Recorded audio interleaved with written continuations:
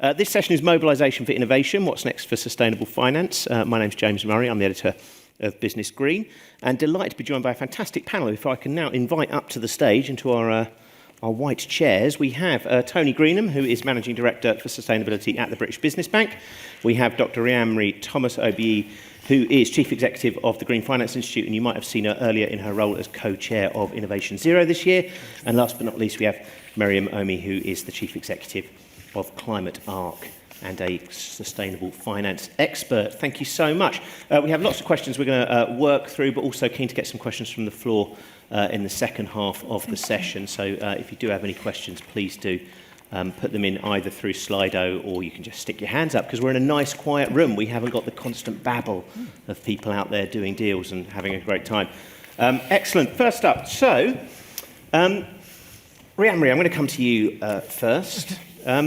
Just for those who don't know, I'm sure many people in this room do, but just quickly, who are the Green Finance Institute, and what is your core role? Oh, thank you so much for giving me the opportunity to highlight some of the work we do. Actually, this is doing a funny noise. Thank you. No, we're good. So the Green Finance Institute will be 6 years old this July. We were originally seed funded by government, but now we are generously funded by philanthropists. And when we were set up 6 years ago, we had a quaint mandate, which was how do we mainstream green finance, which really sounds quite cute now. And we took quite a bold decision at the time to pursue a strategy that wasn't about looking at finance as a sector that needed to be greened. It was very much looking at finance as the facilitator for the transition that we needed to see in the real economy. So, and I use facilitator very advisedly rather than enabler, because I think policy is the enabler. Finance is the facilitator, and you need both. And then obviously you need the industry to actually transition. So what we actually do, and there is 80 of us now in 10 different countries, and we have the same methodology each time. We look at a sector, for example, retrofitting of homes, or road transport, or aviation fuel, one of my personal favorite topics, nature finance, carbon dioxide removals, etc. And we bring together, we triage the policymakers, the financiers and industry, and we say, look, there's been more than enough political signalling. Why is the money not moving at the pace and the scale that we need to see? And we actually are a group of previous transactional financiers with a few policy experts thrown in, who then actually work through methodically what are the risks, what are the barriers, and actually we don't just write a report saying this is what someone else should do.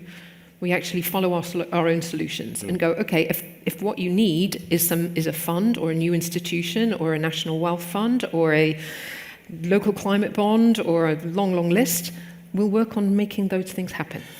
Not to ask you to summarise 6 years' work in 2 minutes, but when you do that work, what are the problems that you're seeing? Because the fact is, as you say, the political signals are there, the clean tech sector is booming, and yet the title of this is Mobilising for Innovation. There is still a massive investment gap, both globally and in the UK. Yeah, the long answer is it's sectoral specific and it's pretty complex. The short answer is it's got to do with risk-adjusted returns. Right? So I have never come across anybody, and maybe someone in the room, but I've never come across anybody working in financial services that has an ideological opposition to investing in green infrastructure, climate smart infrastructure, but they view it as a thematic in the same way artificial intelligence is a thematic or any other area is a thematic. And they say, Rianne, I'm happy to put money towards this, but I need to make the same with risk-adjusted returns that I'm going to make in any other sector. And if I don't, then I'm just going to move on. Finance is amoral in that way. I mean, we would love it that people are, I'm not saying immoral, I'm just saying it doesn't have morality in that sense. And those of us that are dedicating our lives to this whole agenda would probably like finance to take a moral stance and would probably like people who are able to deploy capital to actually recognize that they have an ethical imperative to do something. But that isn't where the markets are, and we need to meet them where they are. So those companies although those assets just aren't making enough money at the moment compared to conventional, traditional assets in many ways. Finance is no different to any other industry in that it's honed itself into efficiency in the way it deploys capital, right? So it's like you look at some of these newer, unfamiliar business models, unfamiliar sectors, unfamiliar just jurisdictions. You're looking at the friction costs, transaction costs, the need of having to train up your teams, and you go, I could do all of that, or I could continue making money that is perfectly legal over here, that actually I know how to do, and I've built an efficient way of deploying capital there. That's our challenge. That is the challenge, and that's why I say policy is such a key enabler. Financial mechanisms, new financial institutions, data and all the rest of it, those are all the facilitators that we need from finance. And that's why you need the two things working together. Yeah, absolutely. You say policy is an enabler. One of the policy interventions you can take is more state involvement. We have Tony here from the British Business Bank. Again, for those who don't know, what is the British Business Bank and its remit, and how is it playing in the sustainable finance space? Yeah, thanks, James. So, we are 10 years old. So the older brother, I suppose, of Green Finance Institute, with the government's Economic Development Bank. So we have two arms to our organisation. We have an investment arm that primarily invests in funds, in venture funds, with the country's largest domestic investor in venture capital. And we have a small but growing direct investment, co-investment business, investing directly into companies as well. So that's very much to drive and finance innovation in the UK. We also have a banking arm, which is a wholesale banking and guarantees division, and that will stand behind high street banks, lending, and in both cases we are there to provide additionality. So we are there to provide capital, sometimes to help catalyse more, well, always to try and catalyse more private money, but to identify where there are gaps. Perhaps there's something not quite adding up on those risk-adjusted returns where the presence of a public investor can help unlock that capital. And how do you ensure that additionality? Because one of the complaints you sometimes hear, and you're particularly hearing it with GB Energy more than yourself, but a lot of these sort of state interventions is, hold on, we're kind of doing this well already. Why do we need that potential crowding out of the private sector? How do you ensure the additionality is there and that you are focused on the areas that do need that extra push? Well, in a number of ways. I mean, for every programme that we've set up that has had the approval of the government, they've all had particular focus to plug a gap or address a policy outcome, and all of that has involved an analysis of the market to see if there's a market failure there. So the starting point is to see if there's a problem to be fixed. And then we evaluate programmes every sort of 2 to 3 years to see whether indeed we have added to GVA, we've added sort of capital into the mix. We look at job creation and so on. So there's a pre and post way of analysing it. But when you're in the market, it's also just talking to funds and fund managers, and we can work in a number of different ways. In one of our programmes, one of them, we are a concessionary investor, so we're happy to take capped returns to start off really to grow early stage fund managers. But in the main funds business, we often, if we're the cornerstone investor, investing on the same commercial returns as anyone else, we're earning commercial returns for the public here in that business. But sometimes, it takes a cornerstone to go in before the other LPs fall in, and just being that first mover can be enough. Absolutely. Miriam, come to you. Same question, actually. Let you introduce yourself. Who are Climate Arc? Thanks, James, and hello. So Climate Arc, we started just less than 3 years ago. So after all of you, I actually just followed in Rian's footsteps and left the financial institutions after really pushing as much as I could in the mainstream and just getting really frustrated because with all the commitments and all the goodwill, money wasn't moving really in the way that it needs to be at the scale and the speed. So it really came out of frustration. What Climate Arc does is probably a step further from what you have been talking about, so less on primary kind of direct financing, but then the next stage. How do you bring those kind of millions of innovative finance to the audience of billions and trillions, and how do we make sure that's palatable to the likes of pension schemes and insurance who are maybe not the most innovative and they don't want shiny things, they want it to actually look boring. And how do we make sure we have that capacity? So really looking at the corporate transitions on the ground, what does it take for them to move? The way they move is different for every sector in every country, and we need to recognize that. There is no one-size-fits-all financing plans. And so really figuring out what net zero or climate commitment means on the ground, now, today, not 2050, and what information do we need to make it into a scalable product so you can then start to sell it onto those big scale. So that's the sort of the bit that we work on, more kind of secondary financing market where financiers are truly supporting the corporate transitions on the ground. So they could be the right off-takers for the type of projects that you're talking about. Yeah. You mentioned frustration at sort of the pace of progress that moved you into this work, but what do you see as the main barriers or the main reasons why it isn't moving fast enough? Because as Marie said, it's literally Marie says we've had 10, 15 years of political signals, of the technology being there in a lot of industries. What do you see as the things that are throwing sand in the gears?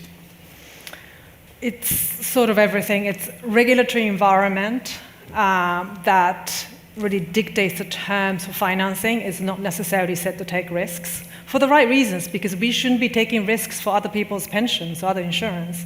That's fair enough, but we were talking about it earlier, but if you don't take risks, then you don't invest the future that we want either. So actually, the risk of not taking risks is not kind of encased into the regulatory frame. So that's one of the ways. But also, we have all those kind of climate-based kind of personal opinions and emotions that we have been arguing about for the last 20 years to the actual financeable projects on the ground. So two very different things. They do get conflated.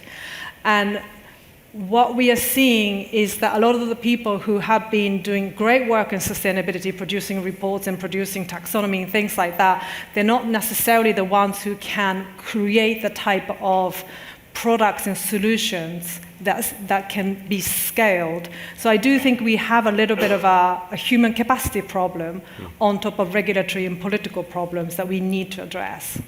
And I'm coming back to you, Amber, because I think also you touched on this. The big problem there is that risk pricing, that risk understanding, that the risk of the status quo is actually potentially higher than the risk of change, and that's just not reflected in so many companies' models, understanding of investment risk, and obviously policymakers also. I think that's true, but I do think, and I'm at the risk of sounding a bit Pollyanna-ish at this conference today, but I just think it's being surrounded by so many people who are focused on innovation.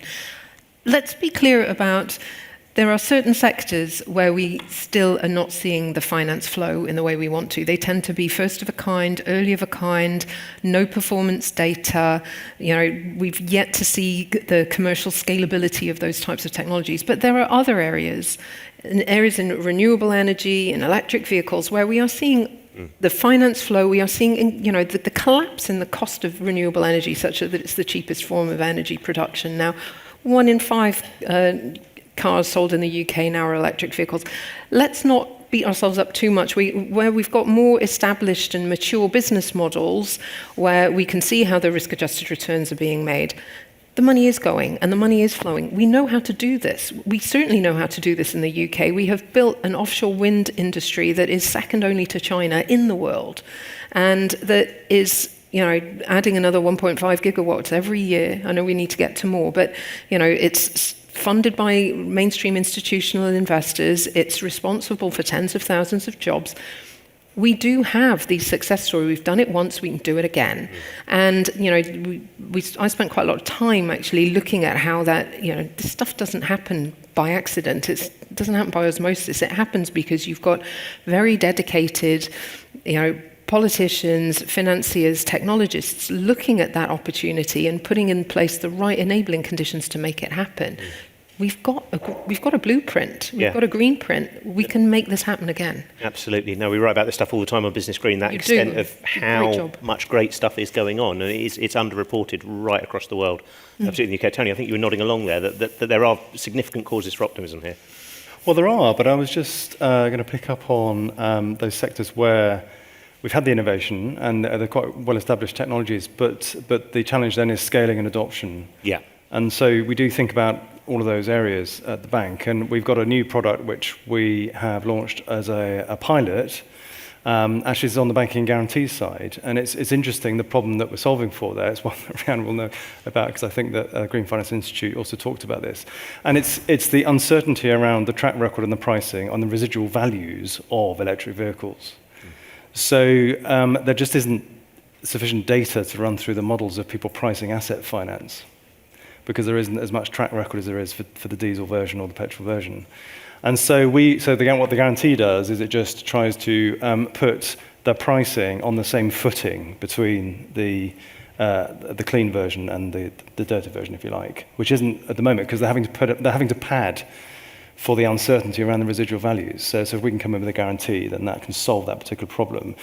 Because absolutely, it shouldn't be that, you could say maybe we should be subsidizing it to make it cheaper, but you don't have to because the technology sells itself. But in this case, the asset finance wasn't flowing because of almost a technical problem with how you price the asset finance because of the uncertainty about residual values. So that's an example of a relatively tight intervention into finance, which can help hopefully scale up the adoption of a technology which we all think is wonderful that everybody should have. It's interesting, though, isn't it? We're seeing more and more of these almost quite specific interventions around sort of, heat pumps, retrofits. You mentioned second-hand electric vehicles, the particular pain points in the market. Miriam, come to you. Any other sort of specific sort of case studies or examples you're seeing of those type of finance innovations that are unlocking the areas where we're not seeing the progress, where we're not repeating what's happened in offshore wind yet? Yeah, I mean, again, just from our perspective, it's probably not so much a financing instruments per se, but what we've done is we've assessed on our platform Transition Arc currently about 600 companies across 7 different sectors and how they are transitioning. And I don't mean just sort of targets and emissions, but it's really capital expenditure, the revenue that is shifting, substantively how is the money moving on those companies. And you really see a huge variation. So you see in the utility sector, and obviously that depends on the regulatory environment of the countries that they operate in, quite a lot of companies that are shifting forward in terms of not only shifting the capex, but actually they're starting to generate revenue on the back of it so they can justify the move into it. And again, that's a lot to do with the regulatory environment. You see in places like cement, which you would expect to be a very hard, but airlines, is absolutely nothing is moving there. Because in terms of sustainable aviation fuels, I think worked on as well, really there just isn't the environment for it. Interesting financial products or not, if you don't have the right policy environment, and bearing in mind that the airlines are flying between different countries, you can't just do it in one country, not doing it in another. I think this is the kind of divergence that we are seeing. And so we have to make sure that we are looking at the sort of kind of systemic ways in which that the different sectors are interacting with each other, bearing in mind that they are customers to each other. This is a value chain that has to run across. So from our perspective, if you're looking at a portfolio, again, for, let's say, pension schemes, you are invested in airline, you invested in banks, you invested in healthcare, you invested in energy. How do we make sure that we can see the opportunities of financing the right type of companies that are moving in the right way? That's kind of what we are looking for. And then so that the signals can start to be sent, like, right, airlines are stuck. How do we mobilize pension scheme insurance money into this type of investment? So we are a little bit a step away, but I think it's really important to connect those two, because if you don't send the signals, there's no money, there's no demand, there's no projects. And are you seeing appetite for that within those pension funds? Because presumably they should be all about long-term risk and long-term stability. Are they engaged with that sense of we need to understand these risks? I think the simple answer is yes. There's different type of pension schemes, and you are all also have pension schemes. I don't know how much you engage with your pension scheme, which probably tells you how much pension schemes are engaged on transition. Don't look at them in the last few weeks, honestly. It's not a pretty read. No, if you're trying to pick a pension scheme that aligns to what you want to do, it's very difficult. And I think, to be fair to a lot of those big pension schemes, that's where they're stuck on. But people who are creating products are looking at it. There's sort of 2 different ways, if I was to make it very blunt. One is to make those investments as similar to how they normally invest as possible. The returns have to be pretty much the same. And that one you can only move so much. And the other bucket is that you try to create, thematic or not, a different type of products where you say you are going to invest for the longer term. The return's going to look slightly different, but it will make sense in the long run. And create the capacity to potentially come into blended finance vehicles or other type of vehicles that looks a bit scary, but it makes sense because it's in the right bucket. And I think, to be fair, a lot of pensions are starting to think about that, because a traditional model, it's just not going to flow at the scale that we need. Rhianmarie, you mentioned the risk of being a little, of potentially being too Pollyanna-ish, and I want to finish on an up note, so we're going to talk about some of the challenges now for a few minutes. You also referenced the idea that investors are, sort of neutral on this stuff. They're amoral. There's an administration on the other side of the Atlantic that is not neutral on this stuff, incredibly hostile, and it does seem to have triggered a kind of backlash against the idea of, they demonise the idea of ESG, but the whole concept of kind of more long-term sustainable investment. How significant is that? Are you seeing that resonate on this side of the Atlantic? Are you at all concerned that narrative is taking hold with some investors who, maybe are having their decisions informed by that new political climate?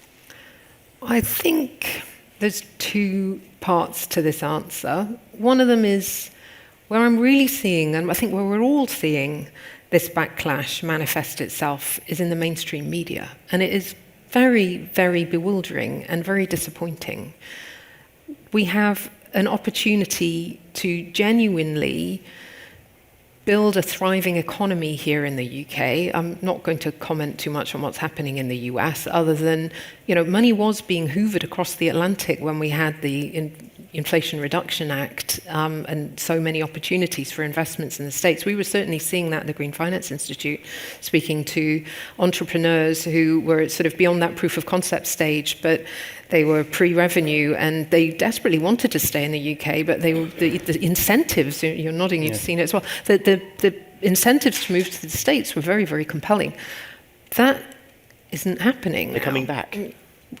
They'll come back if we provide them with the right sort of financial incentives and the right financial structures. And I'm delighted to hear about the residual value guarantee, by the way. I've got Juliet Flamank there, who runs our transport program and has been working on that for many years. So we're absolutely delighted that that's getting picked up. But to your point, it's those kinds of forensic interventions that are needed, right, in order for us to... I'm sick of people talking about the enabling policy conditions. Let's scrap that. Let's actually take a really finance-led approach to how we should look at policy and incentives and say, actually, this is actually the very, very granular intervention that you need to do in order to get money flowing into some of these solutions. The conversations I have with financial institutions, yes, there are some concerning issues around some of the sustainability-linked loans, for example. Some banks are saying you've got to scrap anything that has to do with any DEI type of metrics, and we can't come into a syndicated facility if that's there. And there could be contagion into the climate space, and that would be, that would be very disheartening. But on the whole, when I speak to investors, they are still absolutely up for this agenda. And global capital is fungible. There is an opportunity now here in the UK, in Europe. There is a similar conference to this happening in Singapore next week, where, the energy in Asia on this whole topic is huge. If certain jurisdictions want to shoot themselves in both feet in one go, then, you go for it. But, you will end up with an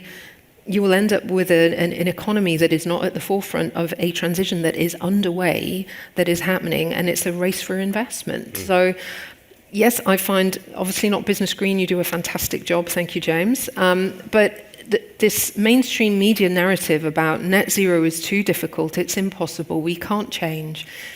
It is bewildering, it is defeatist, and we've got to do everything we can to counter it, because it will let us all down. There is only one route to prosperity, growth, and a thriving economy in the UK, and it is aligned with the science, and it certainly isn't this horrible negativity that we're starting to see.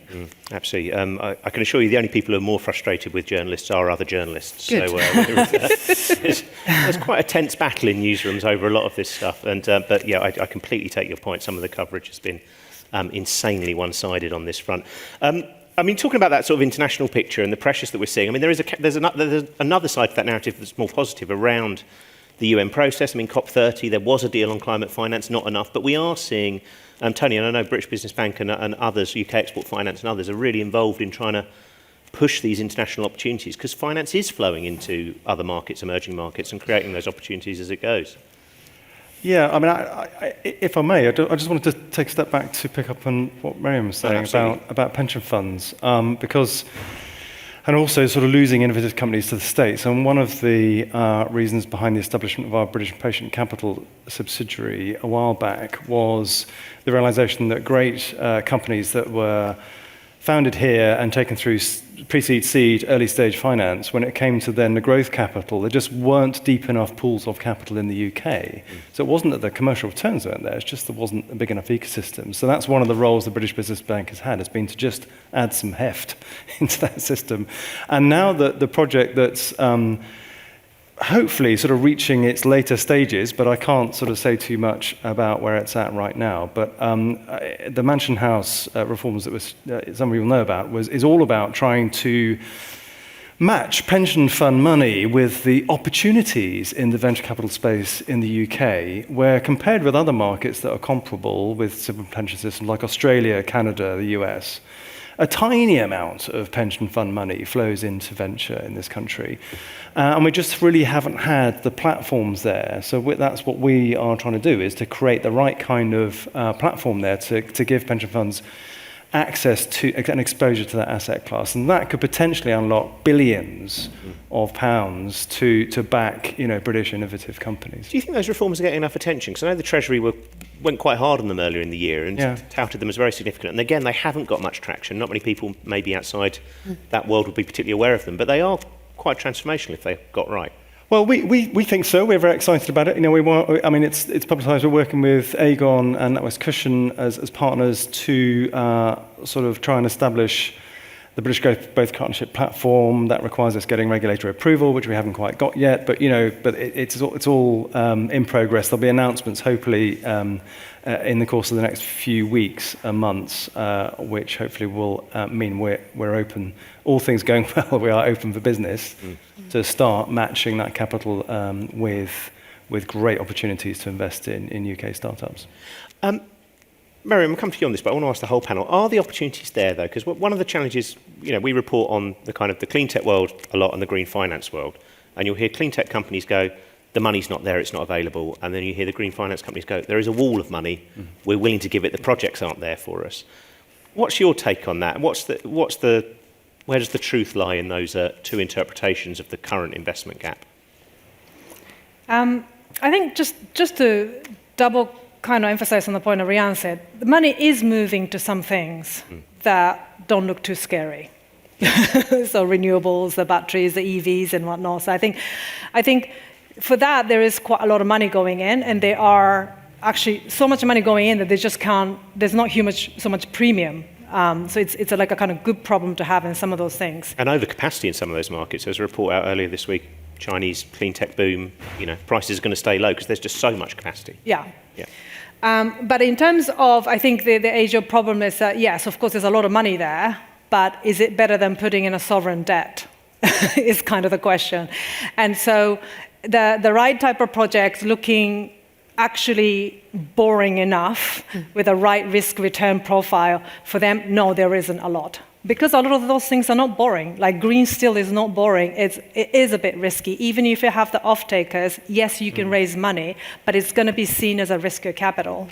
And so I do think we suffer from the fact that we are going through a transition, and in that transition, you're going to have to face something that you haven't seen before.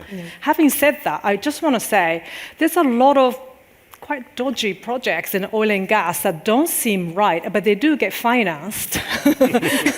CCS, right? Yes, we've been talking about CCS for 20 years. And so I do think there is definitely people pushing back on something that's climate and net zero and sustainable and ESG that we are suffering from. We are losing the narrative war, and we have to start talking about encasing in this growth and opportunities. And just to say one more thing, when I was talking to investment people and consultants, they always said, people don't want this type of funds for their pension. Don't tell them. Retail people don't understand. And then we did a whole host of engagement with individuals about their pension. And I said, look, imagine yourself in 20 to 30 years' time. What kind of things do you want to be invested in? They 100% got it. Oh yeah, they do want to invest in some of those projects. That makes sense. And so I do think how we engage about what it means to invest for the future does have to change. And if you do that, this wall of money will come. Yeah. But not in the current framework where it's like, oh, anything equity is risky and fixed income's good. I mean, come on, we can't just invest in fixed income. Yeah. No, I like your point about the financing of oil and gas, and Business Green's been going, you say 10 years, we've been going 17 years, and right at the start we were writing about the carbon bubble hypothesis Yeah. and investments flowing into oil and gas based on the assumption demand for oil and gas would continue. And 17 years on, we are still making those arguments. People are still making those arguments. And the demand is not going to be there if the net zero transition continues. Those are very risky investments. I just want to, we only got a few more minutes left, actually. It's rattled through very quickly. Just quickly, you touched on those difficult areas. This session's called What's Next for Sustainable Finance. Can I just ask the panel to just quickly rattle through some of the things where you are seeing new innovations that can help tackle them? I mean, I know there's innovations in blended finance, loan guarantees. There's lots of things going on that could start to deal with those tricky areas like heavy industry, heat pumps, etc., etc. Anne-Marie, maybe you go first. So all of the above. Yep. So far more use of guarantees, far more use of first loss instruments, far more use of revenue support mechanisms. Your point about all these guys saying there's no money for my projects, and people who want to invest in green saying, oh, there's no projects. Both things can be true, and they're exactly as Miriam said. It's because the risk-adjusted returns, or the risk profile of those opportunities, do not marry to the types of pools of capital that we have right now. And there is clearly a missing middle between venture cap and infrastructure investment, where you're looking at, sustainable aviation fuel plants, for example, cost you £1 billion to invest in one of those. You're not going to get a VC to put that money in a 5-6 year asset-heavy infrastructure play. But equally, the infrastructure investors are looking at that going, ooh, that's got a lot of tech risk. I'm not sure that's for me. So we've got that area. So what I'd really hope the future of sustainable finance is going to be far more agile, far more agility and far more risk-taking from government balance sheet, be that through British Business Bank, National Wealth Fund, export finance, etc., or directly from the government itself. There's what else do we see trends that are happening? The greater focus on adaptation. More money into adaptation and the frameworks that we're going to need to see that, and as well the smarter financial solutions that we're going to need to see around that space as well. I'm not an expert on this, and obviously need to get an expert on this, but we're going to see that Venn diagram overlap between climate and AI, and the use of AI and the use of far more technology in trying to solve some of our climate issues. I think that's a massive area for sustainable finance. And I really hope the future for sustainable finance is, we're standing on the shoulders of giants, all this stuff that has elevated this dialogue to the board level. But now is the time to jettison some of the things that really isn't mobilising capital. We've actually got to start focusing on the things that we know do work, on having very clear industrial strategies, on having very clear pathways on which of the industries that we can get behind as investors. And I think all of that is, I genuinely am sounding a bit Pollyanna-ish at this conference, but it is making me feel optimistic that we are having honest conversations with investors, and we are increasingly realizing the things that work and the types of conversations we need to have with policymakers. And I think that's where we're heading. Yeah. I mean, there's absolutely grounds for being a little bit more Panglossian about it, because the ecosystem has transformed in the last 5 years. It really has. It's more vibrant and more exciting than it's ever been. We have lots of questions coming through. Again, typical journalist, I've asked too many questions, and now we have some really good ones from the floor. Let's take this one on SMEs. I mean, what more can be done to help deploy finance for SMEs, and why is it suddenly it's still such a challenge? I mean, it is a very valid point, and one that has been made many times. Tony, come to you. I mean, can the British Business Bank help at all in this space, or are you more focused on bigger projects? Or oh no, it's a core part of our mission. It is absolutely to to diversify the sources of funding for SMEs and to make sure that they have the access to the finance that they need. I gave an example earlier on, which would be very relevant to SMEs, where we think that there's a particular need to unlock finance for transition for SMEs. Then we're absolutely looking at that. I'll mention something which is not our project; it's a cross-industry collaboration that we co-chair, called Project Perseus, which is a great project to make Scope 2 emissions reporting, measurement and reporting, sort of seamless and like literally touch of a button for smaller businesses. And the reason why that's significant is, apart from giving the visibility to small businesses to manage their own energy costs as well as their emissions, it unlocks the potential for more green finance, because banks have a accurate, assurable carbon number now that if they want to do a green or sustainability linked product, they can do it. Up to now, it's been a bit difficult because you haven't really got the data. Because SMEs can't afford, to have an external consultant to do all of this. So unlike green bonds, where the deal size is big and you can carry some admin costs for sort of assuring the sustainability outcomes, SMEs don't have that. So that's an example of something which could unlock the ability to flow more green finance directly to SMEs by solving a sort of data problem, if you like, a measurement problem. What are the big barriers here, though? Because, literally, for well over a decade now, there are tens of thousands of SMEs that could significantly reduce their operational costs through really quite simple energy efficiency measures, through electrifying their fleet. These are not cutting-edge technologies, and presumably finance should be able to find a way to make that play. And yet, for literally tens of thousands of businesses, it's not happening. Well, a quick. This is the endless task that the British Business Bank and other organisations will always have. So our whole business finance hub is about helping businesses to understand forms of finance and the appropriate finance to get. And even that, cutting through, when you're running, I've run a small business myself, you're the CEO, CFO, CMO, CP, everything, right? And then researching what the right new investment to make for the carbon character, like, you haven't got time for that. So we absolutely do try and provide that advice, but that others need to do that, and that's getting that share of mind to help business people to find those really profitable decisions and investments is an ongoing challenge, always has been. The point you make, James, is a good one, is that the operating costs might be lower, but the high upfront capital expenditure is the challenge in so many of these things, like changing your fleet.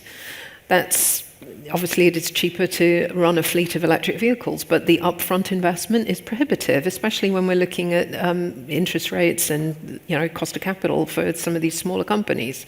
So there are solutions around operating things as a service, and this is exactly where the ingenuity of financial services can come into play. But to Tony's point, that then requires people to go out and avail of those types of products, and there's genuine human barriers to doing that. Particularly when there's not the economic confidence and growth at the moment. Miriam, you want to I just wanted to come in because I was also talking to many of the kind of retail banks who have those touch points with SMEs. And one of the biggest stumbling blocks also is like, let's say you own a farm and you go to your banker and it says, I think I need to do something with my land. And that person at the bank is like, I don't know.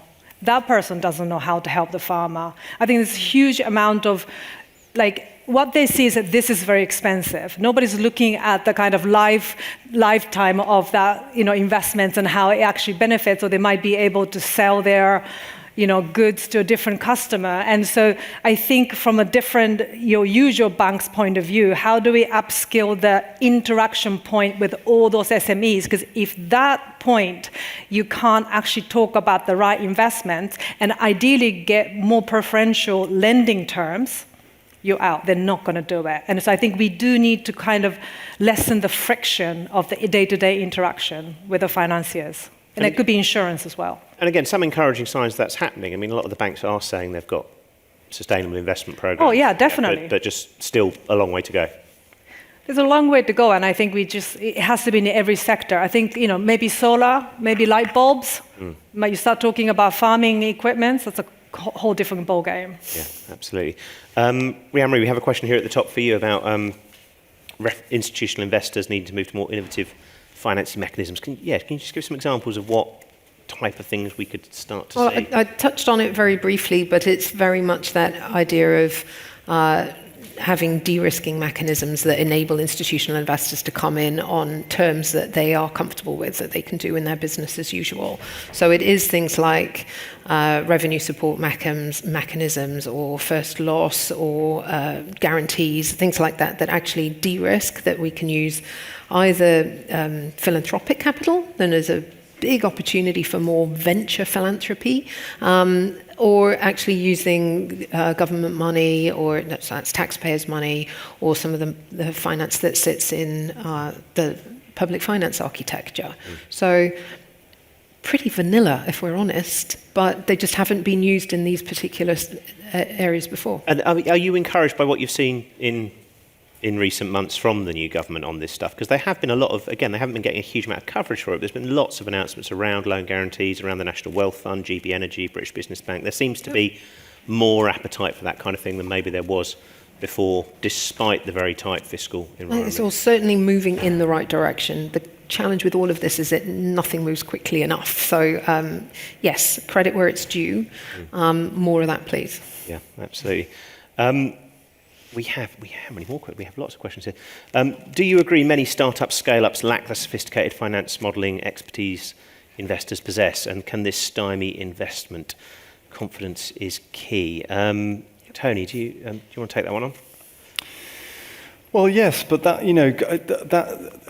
the role of a great venture capital firm is to work with their startups and scale-ups and bring that to the table. I mean, some of the VC firms we work with, and our role, with them is to help sort of the VC firms raise their performance, particularly on, in my case, responsible investment.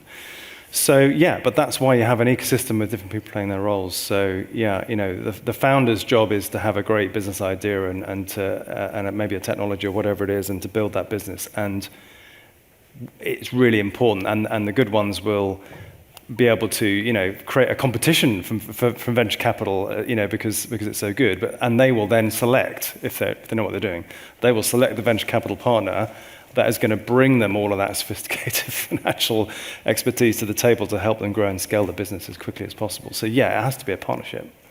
Absolutely. Say that the ecosystem of startups is bigger and more vibrant than ever before. I mean, what tips would you give to them to help them get over that barrier and appeal to those investors? Any particular things you think people are kind of getting wrong on occasions? I'm not sure I'm qualified to. Because we primarily investing into the funds. So I'd love to get a panel of our delivery partners, VC investors, up here to answer that question, because they give some great tips. But next panel. Anyone else want to come in on that? Any common mistakes we're seeing?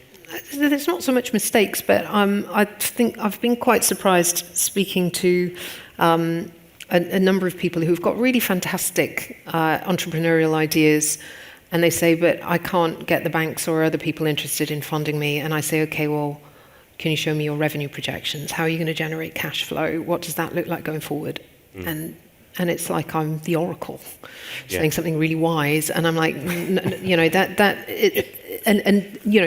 it's not a criticism. These people know far more than I do about their areas of expertise.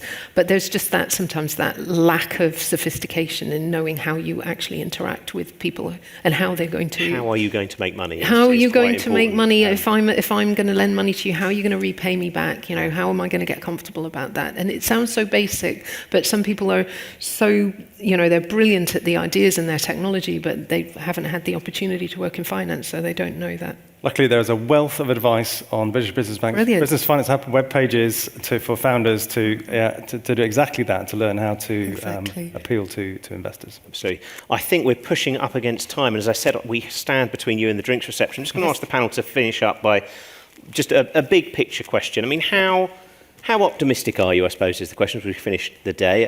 Rhiannon, you said you've been very Pollyanna-ish throughout, but how confident are you that this investment gap is going to be, or we're going to make significant progress in bridging it over the next 4 to 5 years? How that some of these barriers we've touched upon are being torn down, regardless of the huge geopolitical pressures and uncertainties everyone is now facing? Look, I wouldn't do the job I do if I didn't believe that there is an opportunity for us to actually address that gap.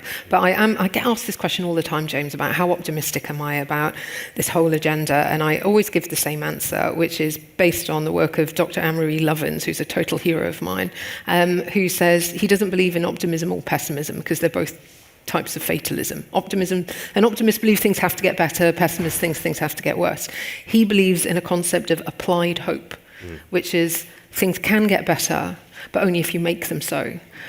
And that's what gets me out of bed every day, is I think things can get better, but it's on us to make it happen. Sort of active optimism rather than passively sitting there hoping for the best. Tony, for yourself. I think we're in a race against time, make no bones about that. The climate, nature, even socioeconomic systems, you could say, are not in good shape.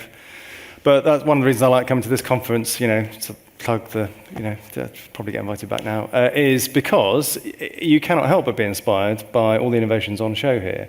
So it does feel, yes, I've always felt in 25 years of doing this, that future is absolutely possible and within our grasp. Not there yet, but we know that it's possible. Yeah, absolutely. Miriam? Yeah, I think like most of you, like some days we wake up and go, uh-oh. But what really has kept me going is the people who you never expect to be part of the solution can come along on the journey if you have that vision. And I think innovation really does come from within all of us. And so there's no innovative people and no innovative. All of us can be innovative if you're given the right environment. So yeah, I'm hopeful about that. Absolutely. And for what it's worth, I'd just add that I agree entirely with all of this. I mean, there is huge sources for optimism, but you touched upon the problem of the press. And I think anyone who works in this space should recognise, and probably does recognise, we're in the absolute fight of our lives at the moment. Mm-hmm. And there is a huge political challenge in the run-up to the next election, which will be a referendum, de facto referendum on net zero. Yes. So if to keep that progress maintained, people are going to have to fight for it, because it could easily slip away on the political front. And that fight needs to be had, and more power to anyone who will lend their shoulder to the wheel on that front and take on some of my colleagues in the press who are not with the programme, to say the least. Excellent. There we go. Thank you so much to the panel. Excellent contributions all.